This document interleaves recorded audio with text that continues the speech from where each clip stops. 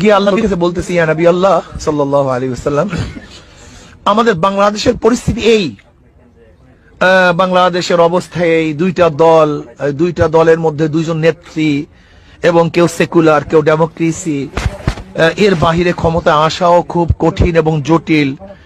এখন আমাদের মধ্যে কিছু ইসলামিক দল আছে যারা তো ইসলাম নিয়ে ভাবে, আপনার কথা বলে, আপনার আদর্শের বাণী শোনায় সবাইকে, লেকিন এখনো ক্ষমতায় যাওয়ার উপযুক্ত হয় নাই। কিন্তু যারা সেকুলার আছে তারা তো ক্ষমতায় যাওয়ার উপযুক্ত, এবং যারা আমেরিকান পন্থী আছে ডেমোক্রেসি তারাও ক্ষমতা যাওয়ার উপযুক্ত, লেকিন দুজনের নেত্রী হলো মহিলা। ইয়া নবী আল্লাহ, এখন আমরা কি করব? শেখ হাসিনার পক্ষে যাব না খালেদা জিয়ার পক্ষে যাব? প্রশ্ন কার কাছে করছেন? ওলামায়ে কেরাম খুব ভালো মতো বুঝবেন, খুব ভালো মতো বোঝার চেষ্টা করবেন।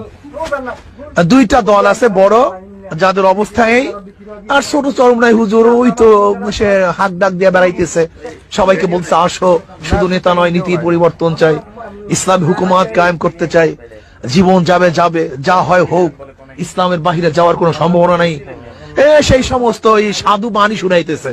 এখন ইয়া নবী আমরা কি করব? আমরা শেখ হাসিনার পক্ষে যাব না খালেদা জিয়ার পক্ষে যাব?